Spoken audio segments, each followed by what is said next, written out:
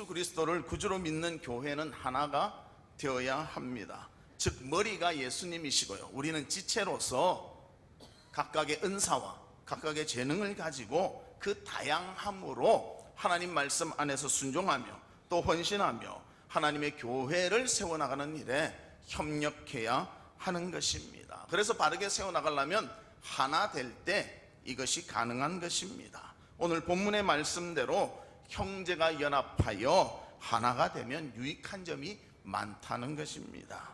반대로 우리가 교회에 정말 구성원이라면 이런 모습이 갖추어져야 된다, 이것을 우리에게 강조하고 있습니다. 그래서 그리스도를 주로 모신 우리가 아름다운 연합을 공동체 속에서 만들어 나가는 그런 우리 성도들 되시기를 주님의 이름으로 축복합니다. 그러면 첫 번째로 우리가 형제와 연합하면 어떠한 유익함이 있는가? 서로의 상처가 치료된다는 것입니다.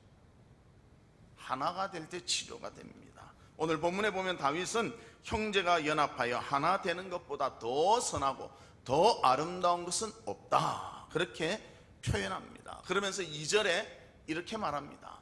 머리에 있는 보배로운 기름이 수염 곧 아론의 수염에 흘러서 그 옷깃까지 내림 같고. 여기서 무엇이 풍성함을 보여주고 있습니까? 수염이 풍성합니까? 기름이 풍성합니까? 기름이 풍성하지. 우리도 추석 때면 기름이 풍성하지 않습니까? 이거 뒤집고 한다고 기름을 많이 쓰던데.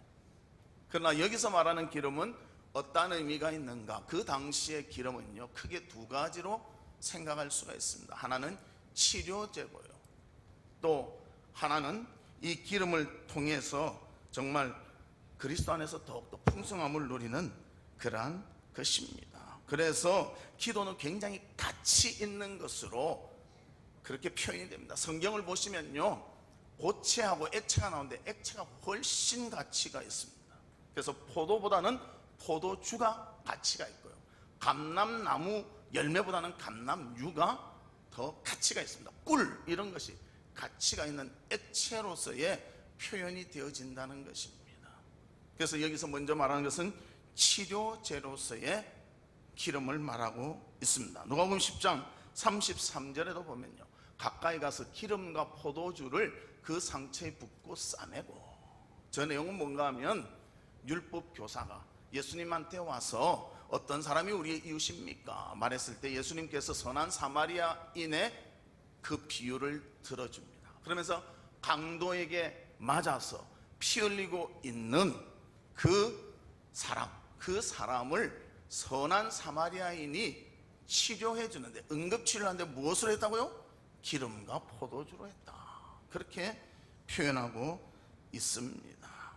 그리고 또 야고보서 5장 14절에 보면 이렇게 표현합니다. 우리 같이 한번 읽어볼까요? 시작. 너희 중에 병든 자가 있느냐? 그는 교회의 장로들을 청할 것이요, 그들은 주의 이름으로 기름을 바르며 그를 위하여 기도할지니라. 그때의 치료 방법은 뭔가? 기름 바르는 것이 치료 방법이었다는 것입니다.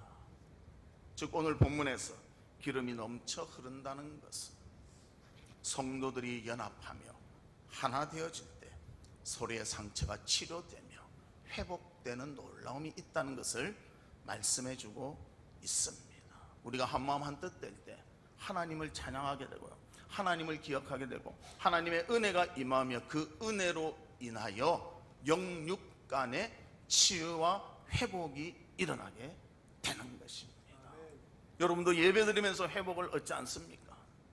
구역 예배드리면서 또 구역 식구들 간의 아름다운 교제 가운데 기쁨을 누리지 않습니까? 또 명절이 되면 가족들이 모여 오랜만에 모여 하나님께 예배드리며 서로가 기뻐하며 즐거워하지 않습니까?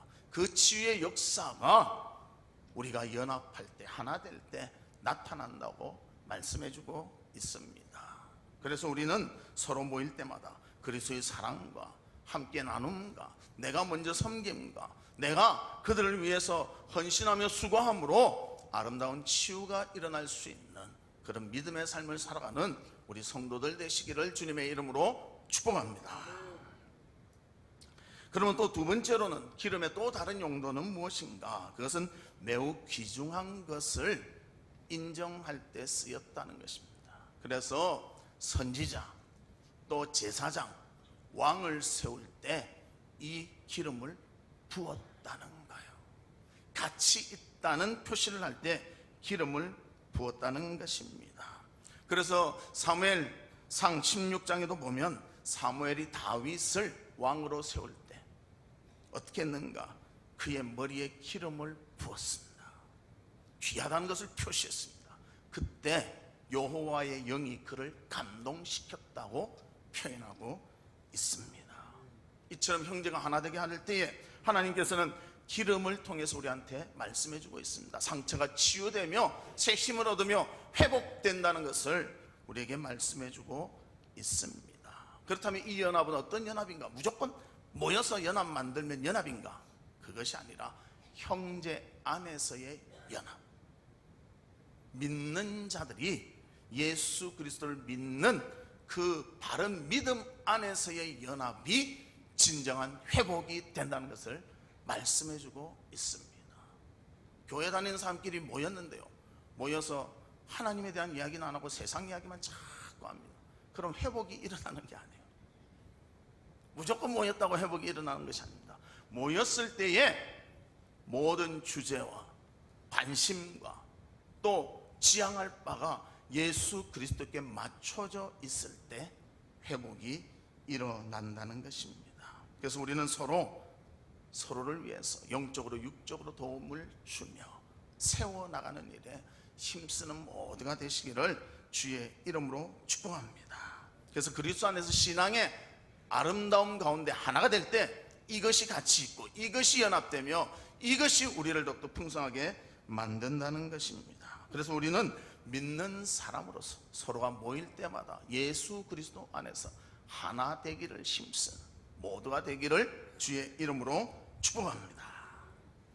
역대하 20장에 보면요, 어떤 내용이 있는가 하면 남유다와 북이스라엘이 나눠졌을 때의 이야기인데, 남유다 왕 여호사밧, 그가 북이스라엘 왕 아하시아와 교제를 시작함을 보여주고 있습니다.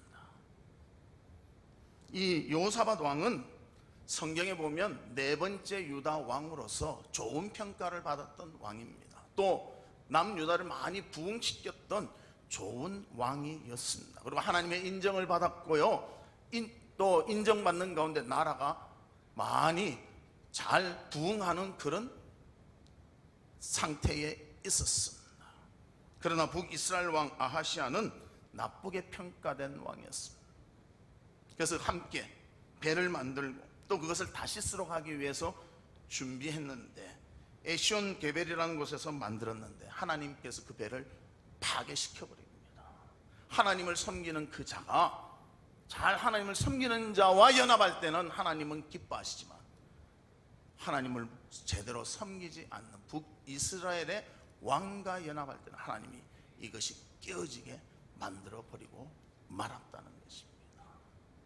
우리 성도들이 연합한다, 무조건 하나 되는 것이 아니고요, 믿음 안에서 그리스도를 사랑함으로 그리스도의 뜻 안에서 하나 될 때 우리에게는 치유되며 회복되는 놀라운 은혜가 임하게 되는 것입니다.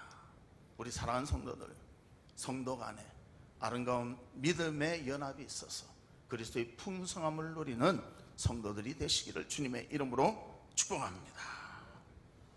또 성경에 보면 아름다운 연합을 통해서요, 상승 효과, 그런 효과를 얻는 사람들도 있습니다. 그것은 바로 오늘 이 성경을 기록했던 다윗과 요나단입니다. 다윗과 요나단은 정말 친구로서 서로의 모든 것을 존중하고 아껴주고 목숨까지도 줄 만큼 사랑했던 친구였습니다. 그래서 다윗이 사울에 의해서 쫓김을 당할 때, 다윗은 사울에 의해서 10년간 쫓김을 당했습니다. 얼마나 힘들었겠어요. 자기를 쫓는 사람이 보통 사람도 아니고 왕이 자기를 죽이려고 쫓아오는데 어디에 숨어야 되면 어떻게 가야 될지 막막했습니다. 그때 위기 때 다윗을 도와준 사람이 바로 요나단이라는 거예요. 그럼 요나단은 누구냐? 사울의 아들입니다. 아들인데도 아버지의 편을 든 것이 아니라 친구의 편을 들었어요. 왜? 신앙의 동질성이 있었기 때문에. 사울왕은 하나님께서 버리셨습니다. 그의 교만을 보고 하나님 버리셨습니다. 요나단은 그런 사울왕 밑에 가만히 있고요, 다윗을 제거해주면 자기가 왕이 될 수가 있습니다. 그런데 그것을 포기하고 하나님의 뜻을 따르며 다윗을 보호해 주었던 친구였다는 것입니다. 또 반면에 다윗은 나중에 사울과 요나단이 죽은 후 요나단의 아들 무비보셋을 왕궁에서 편안하게 지낼 수 있도록 돌봐주었다는 것입니다. 그리스도의 사랑은 우리 가운데 아름다운 연합을 이루게 할 뿐만이 아니라 서로를 도우며 세워주는 일에 아름답게 쓰이게 된다는 것입니다. 우리 사랑하는 성도들, 우리는 그냥 뭉쳐진 것이 아닙니다. 부평화랑교회라는 아름다운 공동체를 하나님이 우리에게 허용해 주셨고요, 이 가운데 하나 되며 서로 사랑하며 존중하며 귀히 여기는 그런 일들을 통해서, 하나로 연합되는 일을 통해서 놀라운 치유와 기쁨이 풍성히 일어나는 우리 교회 되기를 주님의 이름으로 축복합니다.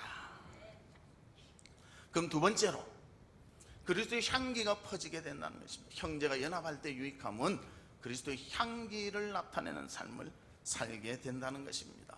본문에서 말하는 기름은 치유하는 효과도 있지만요, 그 기름에서 나는 향기도 있다. 그래서 향유라는 말을 사용하기도 합니다. 사람들의 이 향유를 나타낼 수 있는 것은 무엇인가? 우리의 삶을 통해서 향유의 냄새를 나타낼 수 있는 것은 무엇인가? 사랑 가운데 행할 때 향유가 나타나게 되는 것입니다. 그래서 우리는 예수님께서 하신 말씀, 누가복음 7장 46절 하반절에서 48절에 보면 이렇게 말합니다. 그는 향유를 그 발에 부었느니라. 이러므로 내가 내게 말하노니 그의 많은 죄가 사하여졌도다.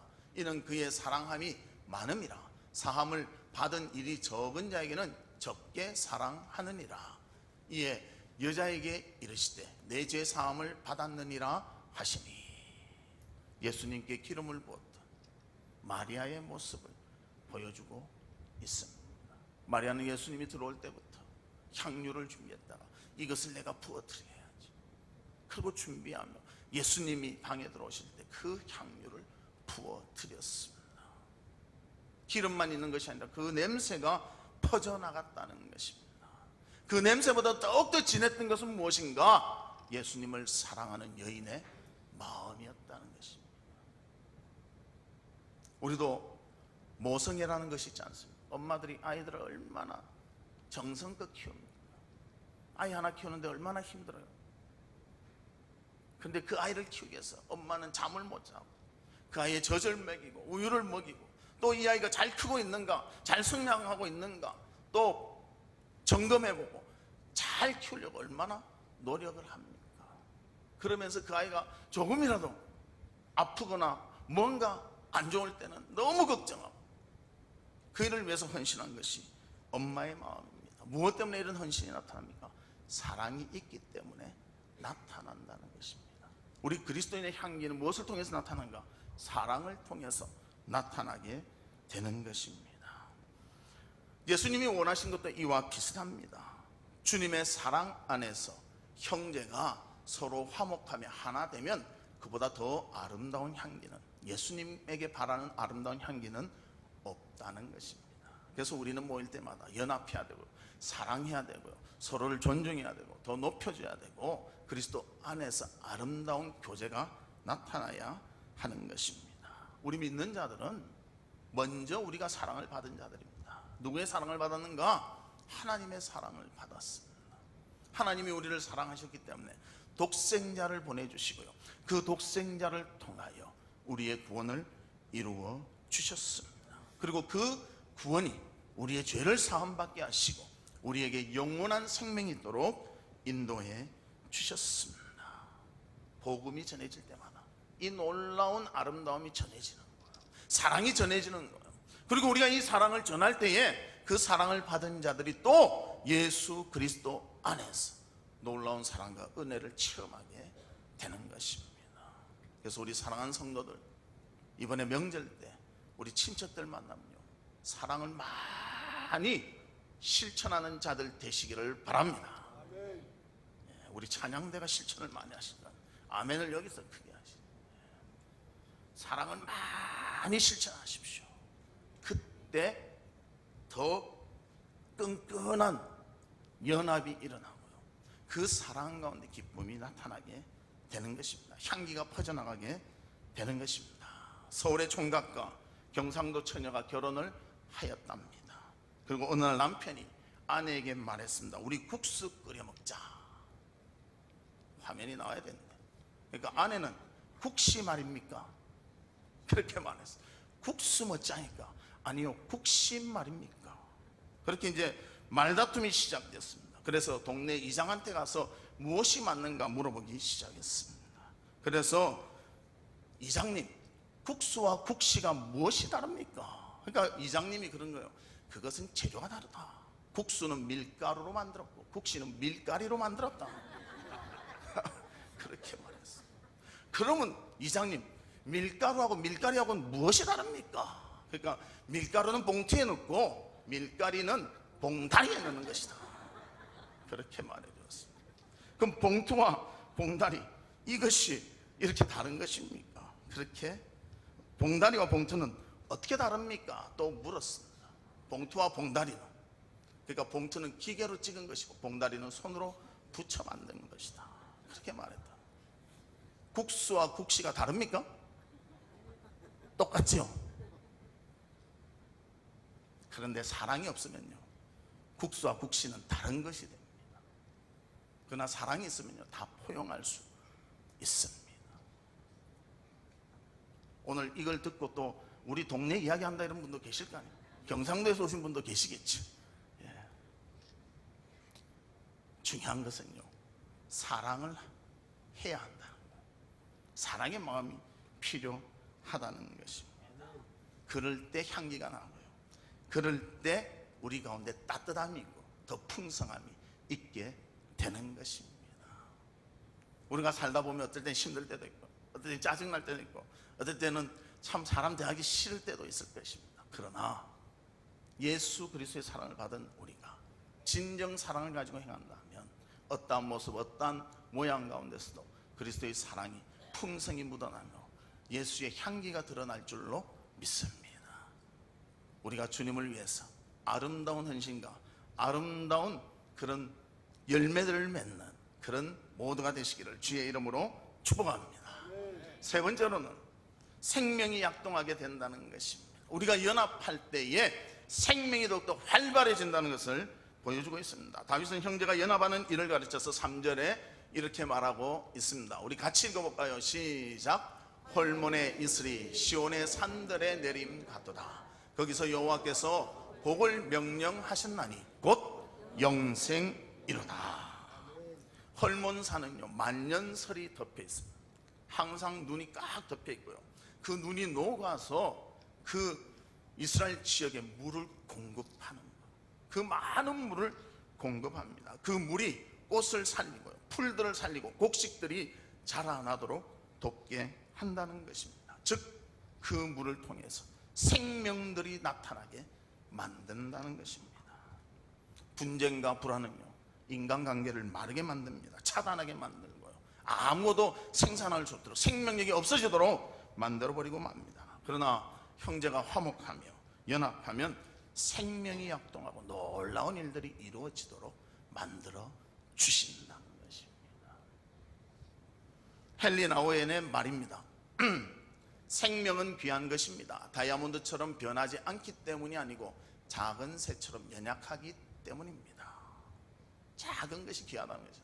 생명을 사랑한다는 것은 생명의 연약함을 사랑하는 것을 뜻합니다.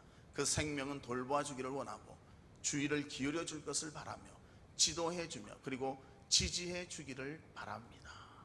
그래서 상대방은 그런 것들을 원한다는 거예요. 지지해 주고 도와주고 나를 바라봐 주고 관심을 가져주고. 그래서 생명의 연약함을 사랑하는 것을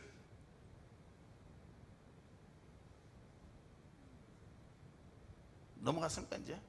삶과 죽음은 연약함에 의해 서로 연결되어 있습니다. 새로 태어난 아기와 죽음이 임박한 노인 모두 우리에게 생명의 존귀함을 상기시킵니다. 우리들의 강하고 성공과 인기를 누리고 있을 때 생명의 소중함과 그 연약함을 잊지 않도록 하십시오. 우리가 연약할 때는 나에게 관심 가져주고 나를 더 잘하게 해주고 도와주고 이런 것을 원했다면요, 우리가 나중에 강해졌을 때도 그때의 사랑의 손길을 잊지 말라는 것입니다. 생명이 그때 약동했다는 것을 잊지 말라고 우리한테 말해주고 있습니다. 형제가 연합하면, 하나님 안에서 하나 되면 생명을 얻게 됩니다. 우리가 잘 아는 선지자 엘리야를 보면 바알과 아세라 선지자 850년과 대결해서 싸웠습니다. 승리했습니다. 그때는 생명이 나타나지 않았습니다. 그러나 그가 사환과 함께 협력하면서 구름이 떠오르는 것을 보고 구름이 떠오른다, 그것을 위해서 기도할 때, 무릎 사이에 머리를 집어넣고 기도할 때 비가 오고 생명이 살아나는 역사가 일어났다는 것입니다. 대결 가운데 일어나는 것이 아니고요, 하나님을 찾고 믿음 가운데 헌신할 때 생명의 활동력이 나타나게 되었다는 것입니다. 그래서 3년 6개월 동안 비가 오지 않았던 그 이스라엘 지역에 엘리야의 기도를 통하여 하나님이 역사하시사 생명이 자라날 수 있는 비가 내리게 되었다는 것입니다. 또 에스겔 37장에 보면 골짜기에 뼈들의 이야기가 나옵니다. 마른 뼈입니다. 마른 뼈는요, 밟으면 부서지는 거예요. 그런데 그 뼈들이 무엇을 이뤘는가? 하나님께서 생기를 불어넣어 주시니까 힘을 얻어서 군대가 되었다는 거죠. 군대는 어떤 사람이 갑니까? 60 넘은 사람이 갑니까? 20대 청년이 갑니까? 20대 청년이 가죠. 젊고 힘이 있는 사람이 군에 가죠. 힘이 없는 사람은, 요즘은 60도 힘이 없다고 하면 안 돼. 80대 노인이 갑니까? 이래 물었어야 되는데, 힘이 있어야 가고 가장 강할 때를 말하는, 이 마른 뼈가 생기가 들어가니까, 하나님의 영이 들어가니까 하나님의 도심이 이루게 되니까 강한 군대가 되었다고 말씀해주고 있습니다. 생명은 너무나 귀합니다. 그 생명의 시발점은 하나님이 함께 하심입니다. 하나님의 도와주심입니다. 그 하나님의 도우심을 받으며 우리 가운데 생명력이 넘치는 그런 우리의 모습과 아름다움이 있기를 바랍니다. 하나님의 사랑을 알고 서로 사랑함으로 우리 가운데 풍성한 생명의 모습들이 있기를 주님의 이름으로 축복합니다. 말씀의 결론을 맺겠습니다. 다윗은 형제가 연합하여 하나 되는 것이 선하고 아름답다고 말합니다. 그 아름다움은 기름과 같아서 서로 서로를 치유하고 회복시킨다고 말합니다. 그리고 사랑의 향기가 나야 됨을 말씀해주고 있습니다. 그리고 그를 통해서 생명이 약동하게 된다고 말씀해주고 있습니다. 우리 사랑하는 성도 여러분, 이번 명절도 마찬가지고요, 또 여러분의 보통의 삶도 마찬가지로 우리 분열되지 말고 경쟁자 되지 말고 서로 연합하고 하나 되어 사랑하며 치유하며 생명을 약동시키는 그런 성도들 되시기를 주님의 이름으로 축복합니다. 우리 이 시간 기도하는데요,